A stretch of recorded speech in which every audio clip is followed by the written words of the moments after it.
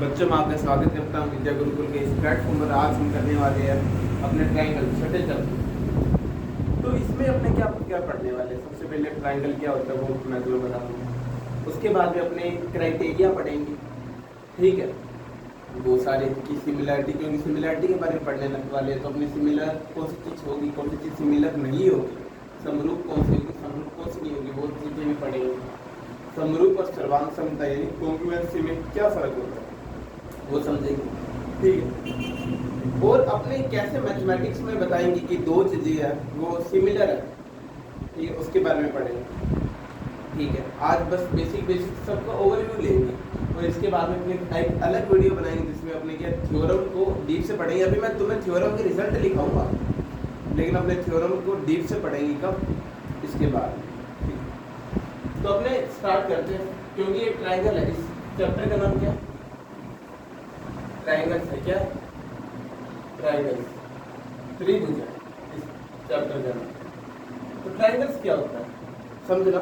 तुमने बहुत सारी आकृतियां देखी है, ठीक है। इन ऐसी आकृति जो लाइनों से बने, ऐसी शेप, ठीक है, जो लाइनों से बने और चारों तरफ से घिरी हो, बंद हो, क्या लाइनों से बने और वो बंद आकृति, उससे अपने कहते थे बहुभुज। क्या कहते थे? बहुभुज। तो बहुभुज किससे मिलकर बना होता था? पॉलीगन जिसे कहते हैं बहुभुज। पॉलीगन होता था वो किससे मिलकर बना होता था? ठीक है, ये बना होता था, देखो बहु है यानी बहुत सारी भुज है, ठीक। तो बहुत सारी, ठीक है, लाइन से। और ये आकृति कैसी होती थी? बंद। कैसी होती थी? बंद। उसे बहुभुज कहते थे, पॉलीगन कहते थे, ठीक है। ट्रायंगल इसी के अंदर से मिलकर बनता है। ट्रायंगल सबसे पहला बहुभुज मान सकते हैं, क्योंकि अगर कोई भी तुम्हें बंद चीज बनानी है ना तो कम से कम 3 लाइन में तो तुम्हें चाहिए, वरना तुम बंद चीज बना नहीं पाओगे। तो लिख सकते हो कि सबसे पहला बहुभुज होता है, ठीक है। और ये कितने लाइन से मिलकर बना होता है? ट्राइएंगल, त्रिभुज, यानी है 3 लाइनों से मिलकर बना होता है, 3 लाइन से मिलकर बना होता है। और ये आकृति कैसी होती है? बंद होती है। ये बात समझ आ गई। अब तुम्हारे 6.1 में कैसे क्वेश्चन होंगे? 6.1 में क्वेश्चन होगी कौन सी चीज समरूप है, यानी एक जैसी दिखने वाली, और कौन सी चीज सर्वांगसम है। तो समरूप और सर्वांगसम क्या होता है पहले ये समझते हैं, ठीक है। समरूप और सर्वांगसम क्या? पहले देखते हैं समरूप।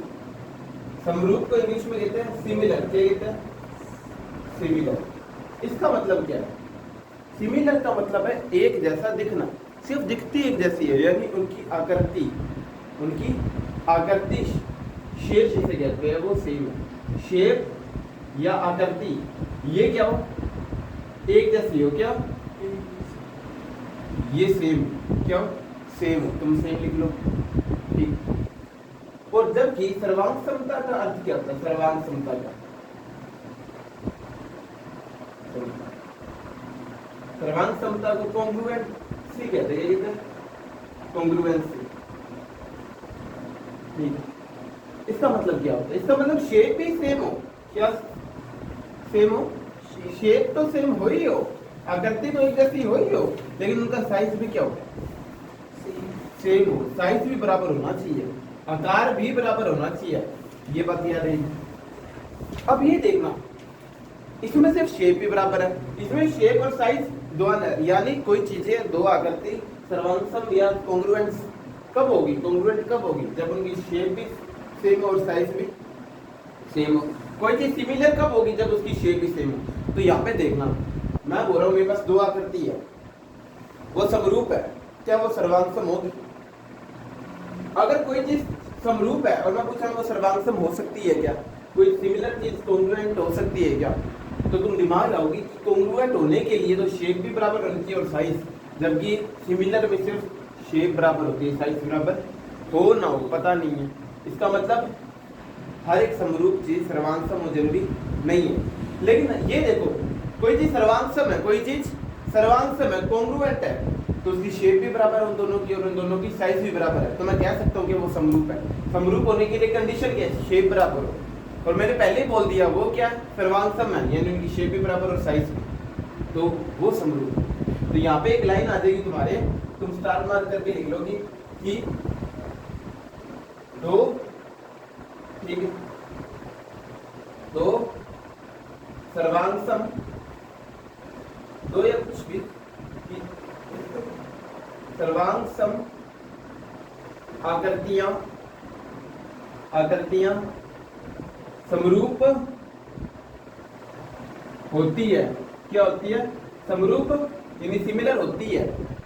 तो इंग्लिश वाले यहाँ पे कॉन्ग्रुएंट लिख देंगे। कॉन्ग्रुएंट शेप होते हैं वो क्या होती है? सिमिलर होती है हमेशा, ठीक है। लेकिन समरूप यानी सिमिलर आकृतियां सर्वांग समूह सम हो, यह आवश्यक नहीं है। बात समझ आएगी ना? ये बात याद रखनी, ये बहुत इंपॉर्टेंट बात नहीं है। यानी अगर दो आकृतियों को तुमने ना कॉन्ग्रुएंट करवा दिया तो इसका मतलब वो समरूप है ही, वो सिमिलर है ही। लेकिन अगर दो चीजें सिमिलर है तो जरूरी नहीं है वो क्या हो, सर्वांग समय कॉन्ग्रुएंट। तो ये बात समझ आ, नीचे पहले इतना लिख लो,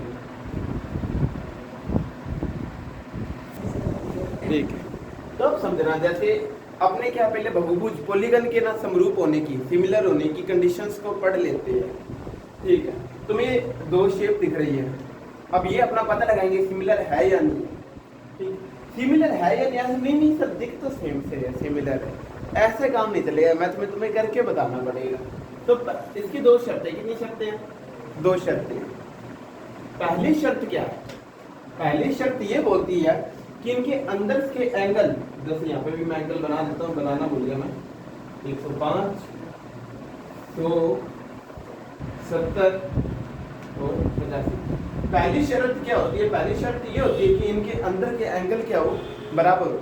जैसे यहाँ पे 85 था टॉप पर और इस साइड पर, तो मैंने देखा यहाँ के टॉप और इस साइड पर 85 है या नहीं है? मैंने देखा टॉप और इस साइड 70 है, तो मैं यहाँ पे भी देखूंगा कि टॉप और इस साइड के 70 है या नहीं है। मैं देखा नीचे की साइड 100 था, यहाँ पे 100 है या नहीं है। यहाँ पे 105 था, मैंने देखा यहाँ पे 105 है या नहीं है। यानी बहुभुज में जितने भी एंगल है ना, वो क्या होने चाहिए? बराबर होने चाहिए। क्या होने चाहिए? बराबर होने चाहिए। तो याद रखना, बहुभुजों में ठीक है, संगत कोण, बहुभुजों के संगत कोण एंगल्स जिसे कहते हैं, एंगल्स बराबर होने चाहिए। पहली शर्त ये है, बराबर, ठीक है, बराबर होने चाहिए। जैसे कि तुम देख सकते हो यहाँ पे मैं पहली शर्त पूरी करके लिख रहा हूँ। देखो पहली शर्त आ रही है ना इसमें, ए कोण और पी कोण बराबर है, ठीक है, संगत बताता हूँ, कोरस्पॉन्डिंग। मैं बोला था ना, ये देखिए टॉप पे आ रहा है और राइट की डायरेक्शन में आ रहा है, ये भी टॉप पर और राइट की डायरेक्शन में, और दोनों बराबर है। ये टॉप पर है 85 और लेफ्ट के डायरेक्शन में है, ये भी टॉप पर है 85 और लेफ्ट के डायरेक्शन में। नहीं, कोरस्पॉन्डिंग, एक ही संगति में होना, एक जैसी जगह पर होना, संगत कोण। कई बार क्या होगा, तुम्हें ना ये फिगर होगा ना, उल्टा करके घुमा के दिया हो गया होगा, तुम्हें इसे सीधा करना पड़ेगा पहले, ये बात याद रखना। कई बार पिक्चर है, ये पिक्चर से घुमा के दे रखी होगी, तुम्हें सीधी करनी पड़ेगी, फिर संगत तुम बताओगे। ये बात समझ आएगी? पूरी दोनों तो सीधी करोगे, 85 को 85 वाले के बराबर, 70 को 70 वाले के बराबर करोगे, फिर तुम सोल्व करोगे। ये बात समझ आएगी? अब देखो यहाँ पे ए है वो पी के बराबर है, बी जो एंगल था, बी एंगल था, एंगल को अपने इस निशान से दिखाते हैं, ये किसके बराबर है? क्यू एंगल के बराबर है, ठीक है। फिर तुमने देखा जो सी एंगल है, जो सी एंगल है वो किसके बराबर है? एंगल आर के बराबर है। और फिर तुमने देखा जो डी एंगल है वो किसके बराबर है? डी एंगल, वो डी एंगल एस एंगल के बराबर है। तो सब एंगल बराबर है, तो पहली कंडीशन तो पूरी है। दूसरी कंडीशन क्या है? दूसरी कंडीशन बोलता है कि ना इस बहुभुज की, इस पॉलीगन की जितनी भी साइड है, भुजाएं हैं, वो इस पॉलीगन के क्या होनी चाहिए? साथ सेम रेशियो में होनी चाहिए। क्या होनी चाहिए? सेम रेशियो में। तो अब ये लाइन लिखना पहले कि एक बहुभुज की भुजा, एक बहुभुज की भुजाएं दूसरे बहुभुज की भुजाओं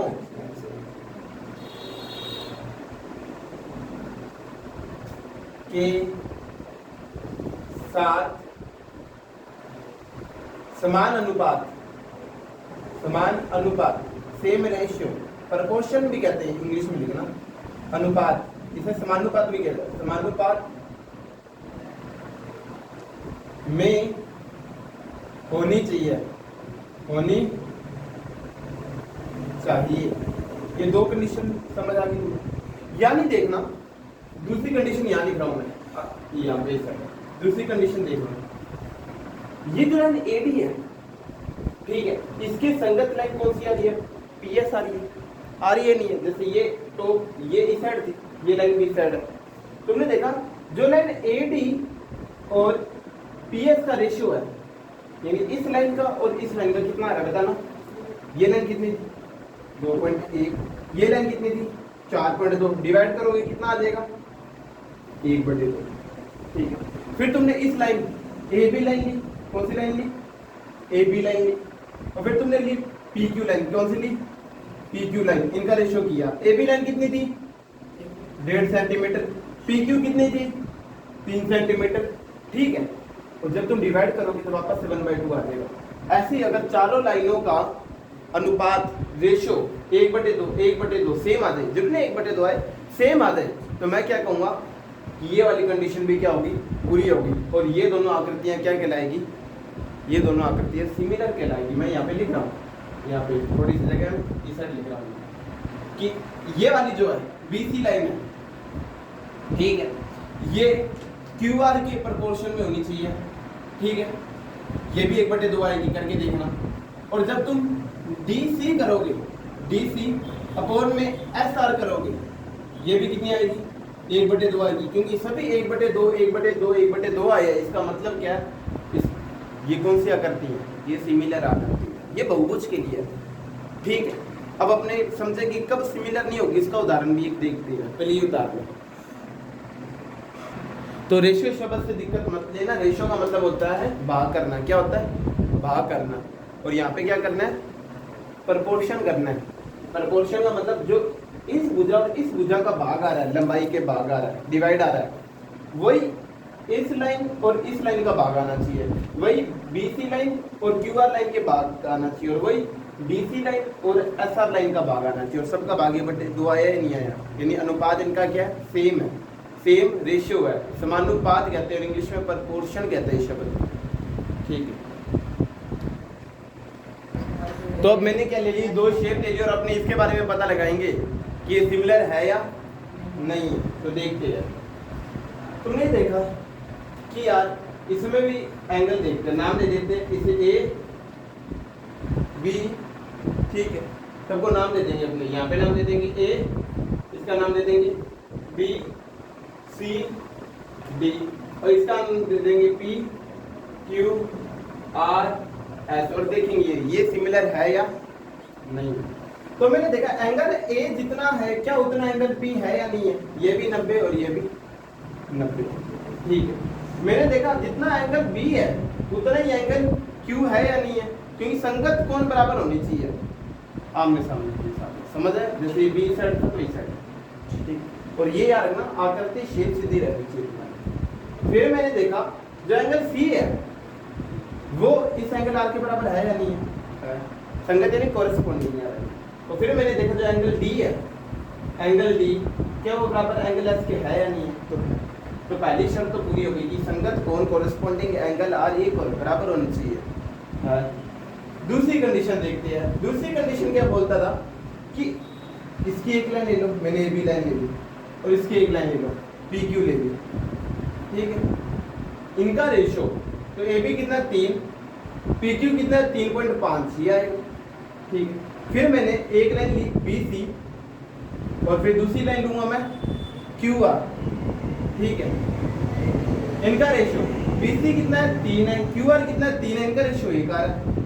मुझे यहीं से पता लग गया, आगे करने की जरूरत ही नहीं है, ये दोनों बराबर नहीं आ रही। और मैंने बोला कि सभी भुजाएं हैं, जितनी भी लाइनें हैं वो क्या होनी चाहिए? सेम रेशियो में होनी चाहिए। यहाँ पे जितना रेशियो उतना ही इस भुजा का होना चाहिए उतना ही इन दोनों का होना चाहिए और उतना ही इन दोनों का होना चाहिए, लेकिन यहीं फेल हो गया ये। इसका मतलब ये दोनों समरूप या सिमिलर नहीं है।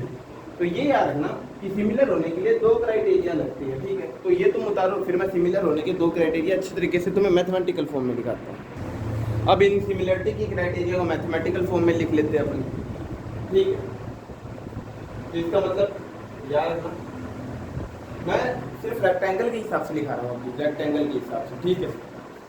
तुम समझ सकते हो, बढ़ा सकते हो चीज़ को, ठीक है। कि जो तुम्हारी एंगल ए है, ठीक है, अगर मान लो तुम्हारे पास दो शेप होती है, वही दो शेप ले लो, जैसे एक ये और एक ये है, इसका नाम ए बी सी डी और इसका नाम पी क्यू आर एस रख लेते हैं। तो एंगल ए है वो एंगल बी के बराबर होना चाहिए, ठीक है। एंगल बी है वो एंगल क्यू के बराबर होना चाहिए, एंगल सी है वो एंगल आर के बराबर होना चाहिए, और जो एंगल मेरे पास सी है वो किसके बराबर, जो एंगल डी है मेरे पास वो किसके बराबर होना चाहिए, एंगल एस के बराबर होना चाहिए। तो ये बात तुम्हें पता होनी चाहिए।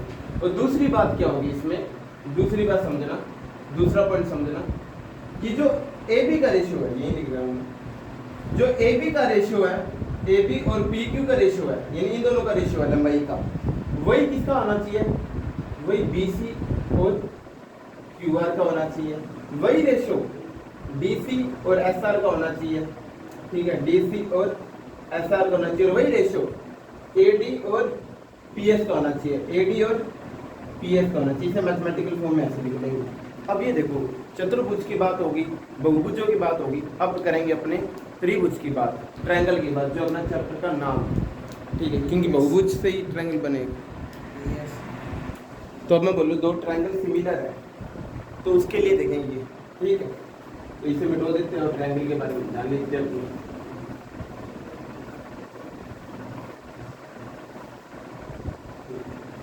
अब समझना ट्रायंगल के बारे में समझते हैं।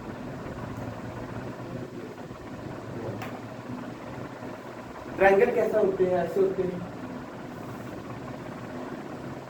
कैसे भी बना लें, ठीक। ये दो ट्रायंगल बना लें, ठीक। अब मैं पता लगाना चाह रहा हूँ ये समरूप है या नहीं, ठीक।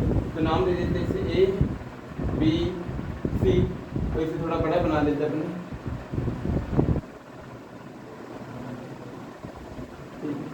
पी क्यू आर, ठीक है, ये दे रखा है। तो याद रखना, दो त्रिभुज या त्रिभुज ट्रायंगल्स के लिए सिमिलरिटी की कंडीशन क्या है, तो लिख देते हैं सिमिलरिटी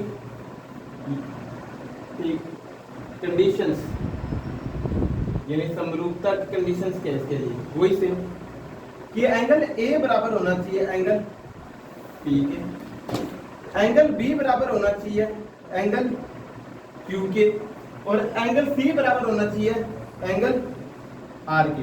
पहली बात, ये तीनों एंगल बराबर होने चाहिए। दूसरी बात क्या थी कि ए बी का जो ए बी और नीचे वाली पी क्यू का जो रेशियो है, ठीक है, वही रेशियो सी बी और आर आर क्यू इनका होना चाहिए, और वही रेशियो ए सी और पी आर का होना चाहिए।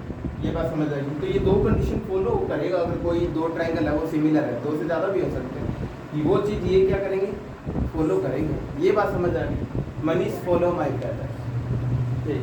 तो ये बात याद रखना, ऐसे करना है। उसके बाद में दो ट्रायंगल सिमिलर है, मैं कैसे बताऊंगा, तो याद रखना, तुम पहले ट्रायंगल लिखोगे। ट्रायंगल का निशान क्या होता है, ट्रायंगल का निशान होता है ऐसे, ये ट्रायंगल का निशान होता है।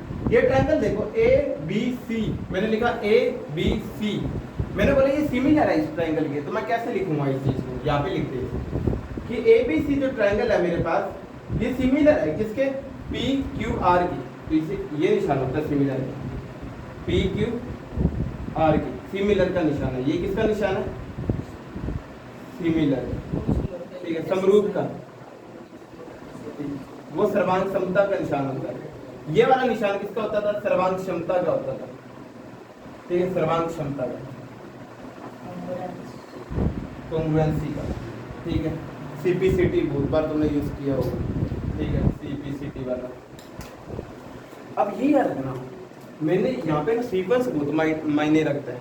जैसे यहाँ पे सीक्वेंस क्या है, मैंने लिखा ABC ट्रायंगल और यहाँ पे लिखा ट्रायंगल PQR। यहाँ पे अगर तुम ध्यान से देखते हो, यहाँ पे पहले कौन आया, आगे A आया, तो यहाँ पे पहले कौन आ रहा है, P आ रहा है, तो यानी ये दोनों बराबर है। कौन बराबर है, जो पहले आ रहे हैं। और क्या एंगल A एंगल P के बराबर था, हाँ।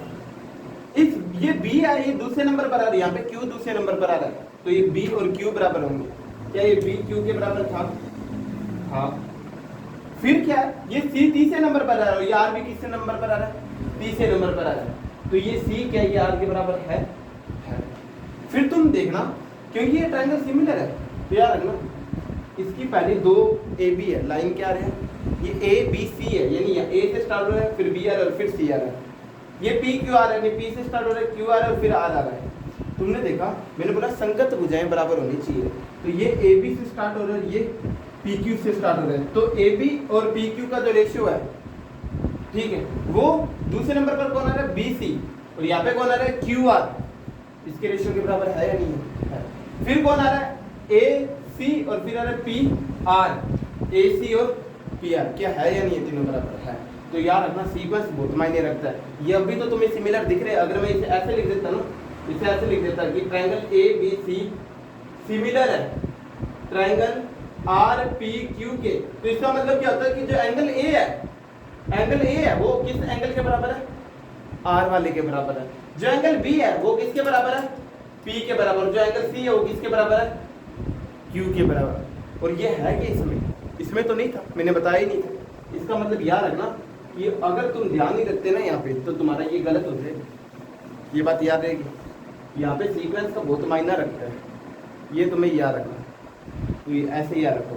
अब अपने देखेंगे कि सिमिलरिटी का निशान देख लिया अपनों ने, ट्रायंगल के लिए नियम देख लिए, शर्तें देख ली, और अब अपने क्या करने वाले हैं, अब अपने करने वाले हैं जो भी अपना रह जाता है सिमिलरिटी की क्राइटेरिया, उसके बारे में देखेंगे। थेल्स और थ्योरम का मैं तुम्हें अभी रिजल्ट लिखाऊंगा सिर्फ, ठीक, और बाद में अपने इससे पूरा बनाएंगे। अब तुम्हारे सामने ना सिमिलरिटी की क्राइटेरिया आएंगे, ठीक है। सिमिलरिटी जिसे समरूपता कहते हैं, समरूपता, सिमिलरिटी क्राइटेरिया आएंगे, क्राइटेरिया, ठीक है, इसे कहते हैं कसौटी। कसौटी क्या है, तो इसे समझते हैं। 3 प्रकार के क्राइटेरिया होते हैं। कितने क्राइटेरिया होते हैं सिमिलर होने के लिए, 3 प्रकार की क्राइटेरिया होते हैं, ठीक। पहला होता है एंगल क्राइटेरिया या कसौटी, ठीक है। इसका मतलब क्या होता है भाई, इसका मतलब क्या है समझते हैं कि तुम्हारे पास 2 त्रिभुज है, क्या 2 त्रिभुज है, ये 2 त्रिभुज लिए मैंने, ठीक। ये A नाम दे देते हैं, इसे B नाम दे देते हैं, इसे C, इसे P, इसे Q, इसे R नाम दे देते हैं, ठीक। ये एंगल मान लो 60 है, ये 70 है, और ये वाला है कितना 50। सेम ये भी 60 है, ये 50 है, और ये कितना 70 है। तो ये क्या बोलता है, ट्रिपल ए वाला नियम, ये बोलता है कि अगर किसी त्रिभुज के संगत कोण, कोरस्पोंडिंग एंगल, तीनों एंगल बराबर हो, तो वो क्या होता है, वो दोनों क्या होते हैं, सिमिलर ट्रायंगल होते हैं। क्या होते हैं, सिमिलर ट्रायंगल होते हैं। तुमने देखा यहाँ पे एंगल A है, वो यहाँ के एंगल P के बराबर है या नहीं है। यहाँ का जो एंगल B है 50 वाला, वो Q वाले के 50 वाले के बराबर है या नहीं है। तुमने देखा जो यहाँ पे एंगल C है, वो एंगल R के बराबर है या नहीं है।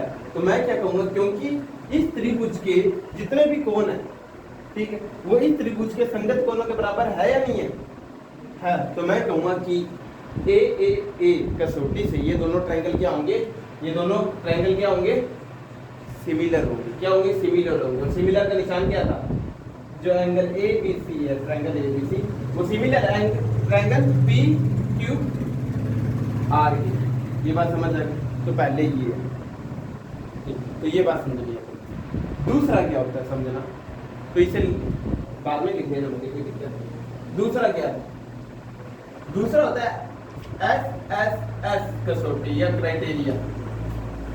इसमें क्या होता है समझना, इस बार क्या है, इस बार तुम्हें एंगल नहीं दे रखे, इस बार तुम्हें एंगल नहीं दे रखे, ठीक है। तुम्हें क्या दे रखा है, तुम्हें साइड दे रखी है, क्या दे रखी है, साइड दे रखी है। ये साइड दे रखी है 3, ये दे रखी है 3, ये दे रखी है मान लो 3 दे रखी है, ऐसा कुछ दे रखा है। यहाँ पे ये दे रखी है 6 और 6, ठीक। साइड साइड साइड का मतलब कि इस ट्रायंगल की जो तीनों साइड है वो इस ट्रायंगल की संगत भुजाओं यानी कोरस्पोंडिंग साइड के क्या होनी चाहिए, प्रोपोर्शन में होनी चाहिए। और मैं देखता हूँ कि ये वाली जो साइड है क्या वो इस वाली साइड की आती है या नहीं है, कोरस्पोंडिंग है या नहीं। पहले तुम देखो ये भी यहाँ थी और ये भी यहाँ थी, कोरस्पोंडिंग है। और मैंने देखा ये दोनों एक रेशियो में है, कितने, 1/2 के रेशियो में। अगर ये 1 है तो ये 2।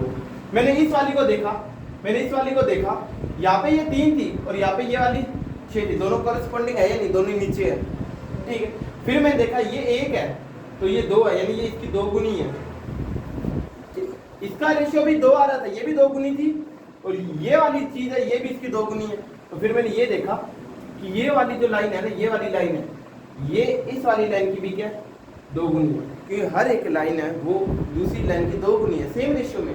इसका मतलब क्या हुआ, इसका मतलब ये हुआ कि ये दोनों क्या सिमिलर है। तो SSS कसौटी क्या कहती है, अगर एक ट्रायंगल के तीनों साइड दूसरे ट्रायंगल की संगत भुजाओं, तीनों संगत भुजाओं के क्या हो, बराबर हो, तो अपने क्या कहेंगे कि वो क्या समरूप है। बराबर नहीं होनी चाहिए, याद रखना, बराबर अनुपात में हो, सेम रेशियो में। ये दोनों बराबर नहीं है, यहाँ पे रेशियो सेम है।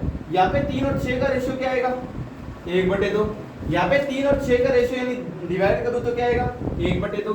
और यहाँ पे 3 और 6 का रेशियो यानी डिवाइड करूँ तो क्या आएगा, 1/2। और तीनों क्या है, बराबर है। इसका मतलब ये SS कसौटी का क्या करते हैं, पालन करते हैं। तुम लिखोगे यहाँ पे अच्छे तरीके से कि यहाँ पे जो लाइन AB है, ठीक है, और लाइन PQ है, इसका रेशियो, ठीक है। जो लाइन BC और लाइन QR है, इसका रेशियो,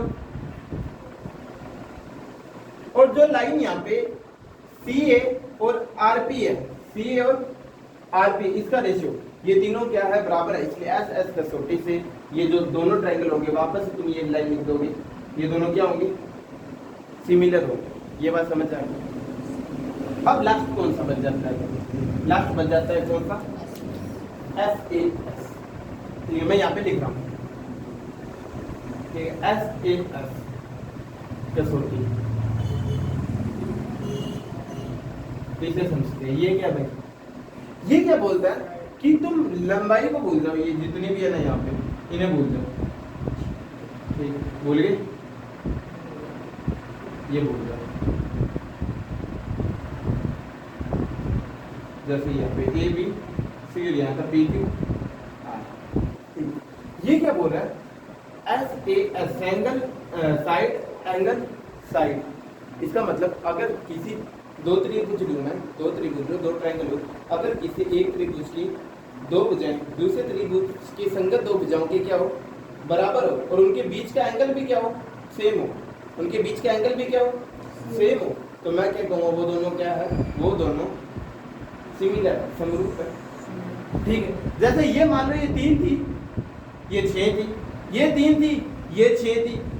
अब देखो 3 और 3 के बीच में एंगल यहाँ पे मान लो दे रखा है 60, और यहाँ पे 6 और 6 के बीच में एंगल दे रखा है 60। तो मैं क्या कह सकता हूँ, देखो ये वाली साइड है जो AC साइड है, कौन सी साइड है, AC साइड है, जो वो प्रोपोर्शन में है या नहीं है, PR के साथ में, PR के साथ में मैंने ली, मैं इन दोनों का प्रोपोर्शन ले लिया, दोनों को डिवाइड कर दिया, ठीक है। फिर मैंने ली BC लाइन और QR लाइन, क्या इन दोनों का प्रोपोर्शन सेम है या नहीं है।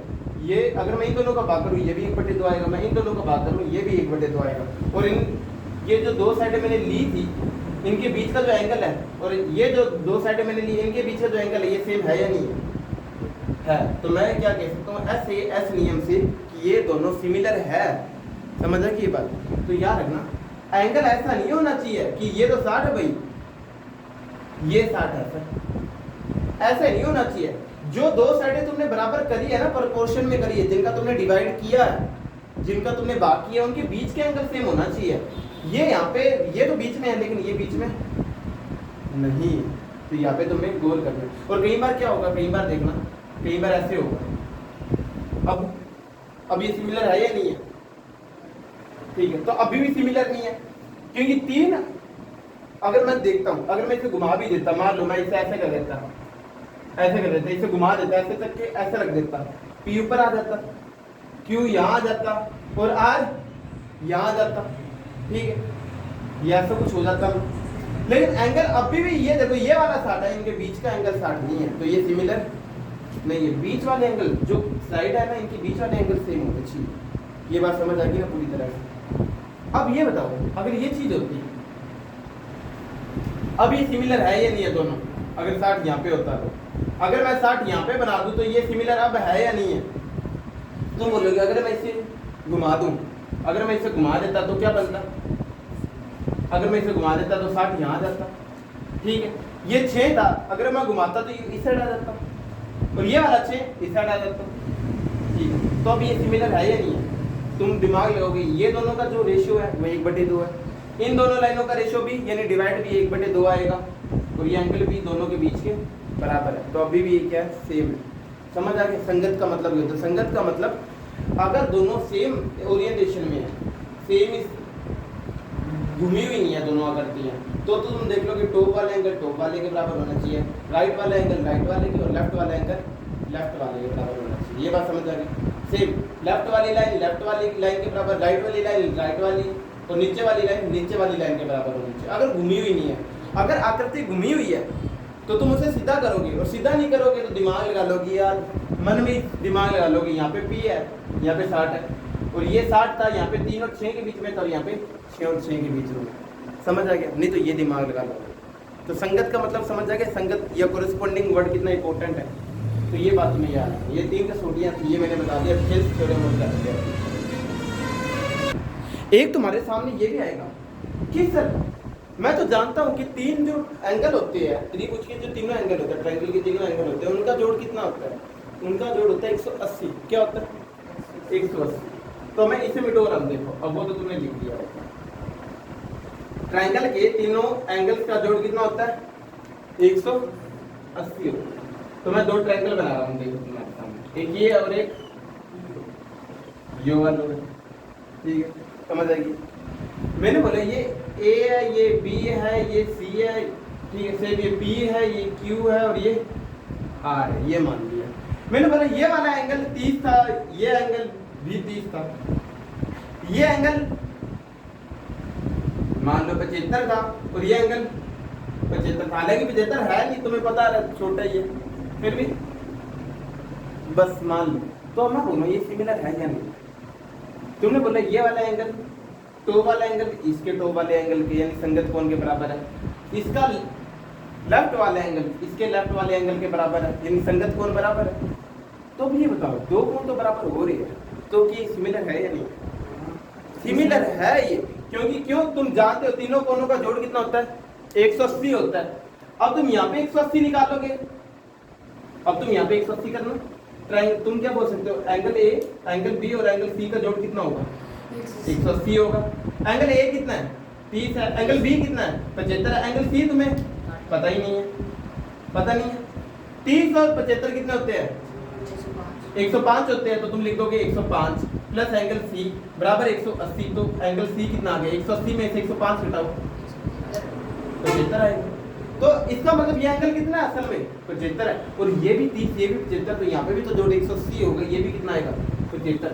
तो यार ना, अगर किसी त्रिभुज के, अगर किसी 2 ट्रायंगल के तुम्हारे पास 2 एंगल बराबर आ जाए, 2 एंगल बराबर आ जाए, तो तुम समझ लो, तो भी वो क्या होंगे? सिमिलर होंगे, क्योंकि तीसरा एंगल तुम 180 वाले रूल से निकाल सकते हो कि तीनों का जोड़ 180 होता है, वो हमेशा क्या आएंगे? बराबर आएंगे। तो ये बात तुम्हारे दिमाग में फिट हो जानी चाहिए, क्योंकि इस बार तुमने सिर्फ 2 एंगल को देखे। कितने एंगल को देखा? 2 एंगल को। तो इसका नाम क्या हो जाएगा? ए कसौटी। क्या हो जाएगा? ए कसौटी, क्योंकि 2 ही एंगल देखे तुमने। ये इसे कहते हैं ए क्राइटेरिया कहते हैं। क्या कहते हैं? ए क्राइटेरिया कहते हैं। तो ये बात समझ आती है। अब तुम्हारे सामने एक थेल्स थ्योरम आएगी। कौन सी थ्योरम आएगी? Thales theorem. इसे कहते हैं बेसिक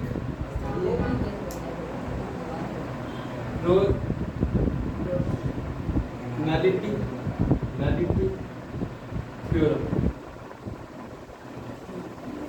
बीपीटी भी कहते हैं, बीपीटी भी कहते हैं। ये बात याद है। थेल्स थ्योरम क्या है? ये क्या कहता है समझना।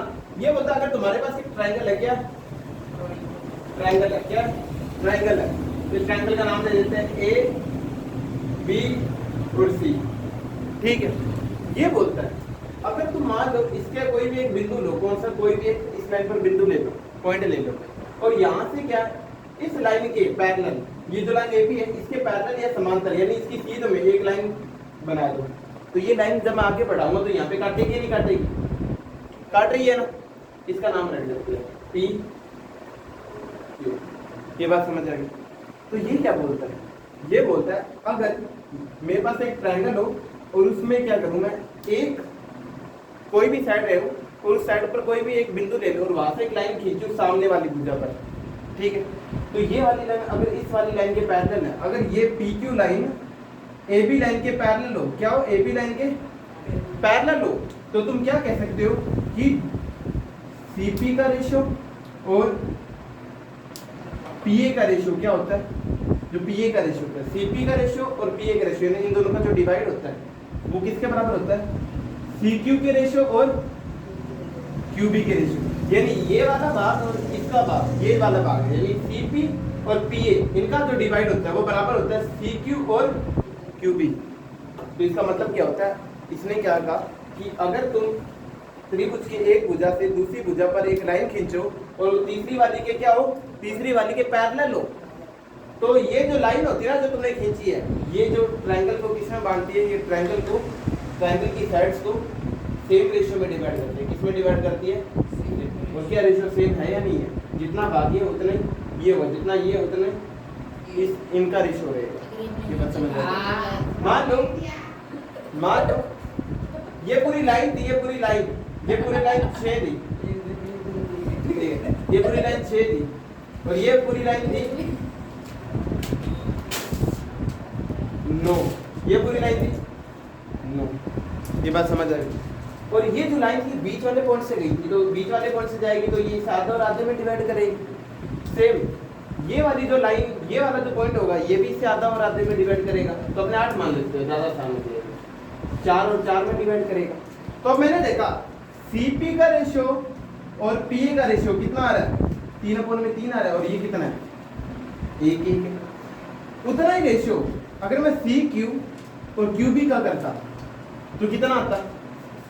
तुम बोलते सी क्यू का रेशियो है 4, सी क्यू है 4, क्यू बी है 4, और इनका रेशियो करता हूँ वो भी बस रेशियो बनाते हैं। इसका मतलब दोनों क्या बराबर है। ये बात समझ आएगी क्या नियम? तो ये नियम तुम्हें अच्छी तरह समझ आना चाहिए। इसको कन्वर्स भी पढ़ोगे, कन्वर्स नहीं उल्टा। उल्टे में क्या होगा? ये बोलेगा कि अगर तुम्हारे पास एक ट्रायंगल है, क्या ट्रायंगल है, ये बहुत काम की चीज है अगर ये तुम्हें आती है, कि तुम्हारे पास अगर एक ट्रायंगल हो, ठीक है, और उसमें एक लाइन हो, तुम एक लाइन खींचो, ठीक है, सामने वाली भुजा से इसके सामने वाली भुजा पर लाइन खींच दी, इसका नाम रख देते हैं पी क्यू।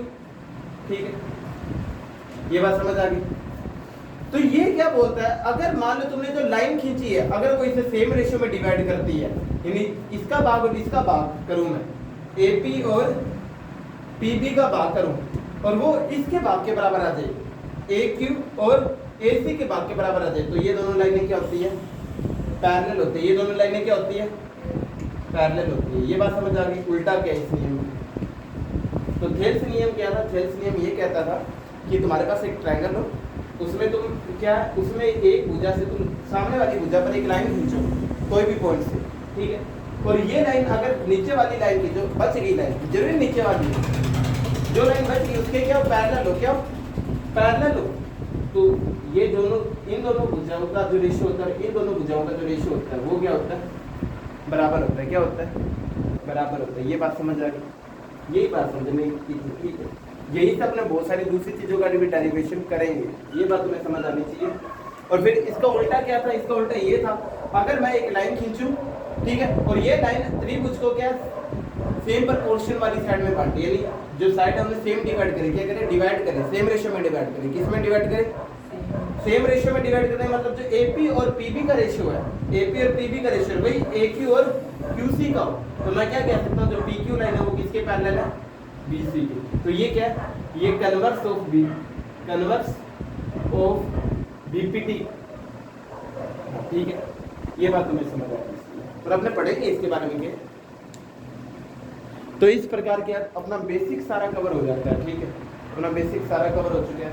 अपने थ्योरम करेंगे एक एक करके, ठीक है, और क्वेश्चन में जो बात रहेगी वो उसके दौरान ही मैं तुम्हें बताते जाऊँ।